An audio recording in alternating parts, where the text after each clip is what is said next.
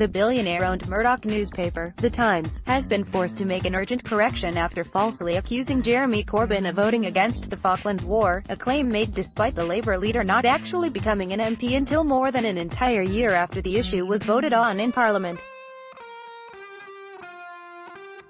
In an article which once again attempted to criticize the Labour leader's stance on national security, war and nuclear weapons, the online version of the Murdoch newspaper directly claimed that as an MP, Jeremy Corbyn voted against military intervention in the Falklands. However, the authors of the article, Rachel Sylvester and Alice Thompson, appear to have done absolutely no research whatsoever into the completely baseless claim beforehand.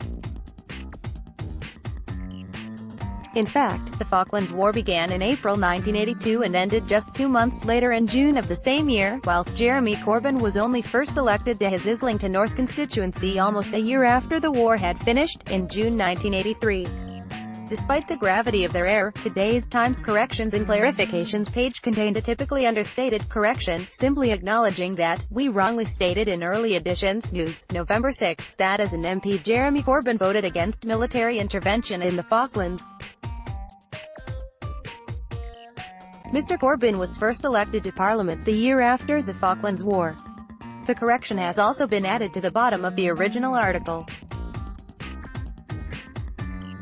Sign up to be notified of new Evolve Politics articles. However, as with the vast majority of tiny and entirely unpromoted corrections made by mainstream media outlets, it is extremely unlikely that anyone who read the original version will ever actually see the correction and know the truth. The Times is regulated by the Independent Press Standards Organization, IPSO, who, as their name suggests, claim to be independent but whose board actually contains numerous senior employees of the very media outlets they are supposed to be regulating. IPSO have become an extremely controversial organization in recent years, with many complaints about seemingly serious breaches of their code going completely unpunished. In 2016, IPSO cleared the S**N after they published a deeply repulsive article by racist rent-a-cop Katie Hopkins which was widely compared to Nazi propaganda and contained a line which directly compared immigrants to cockroaches. The supposedly independent press authority again cleared the S**N after an article by Trevor Kavanagh, who just so happened to be on the board of IPSO at the time, again replicated Nazi propaganda in a deeply racist rant about what he called the Muslim problem. However, IPSO did force the Times to make a front-page correction after it made numerous false claims in an article about a white Christian child, who was supposedly left distraught after being fostered by a Muslim couple. However, the Times have never apologized for publishing the above lies, and it is extremely unlikely they will be forced to give any form of apology for publishing an outright lie about the Labour leader Jeremy Corbyn either.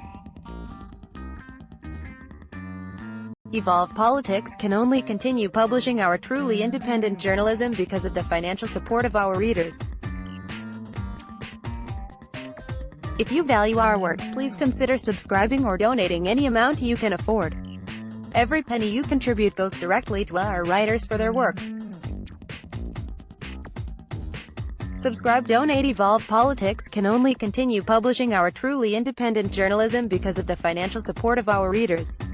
If you value our work, please consider subscribing or donating any amount you can afford. Every penny you contribute goes directly to our writers for their work.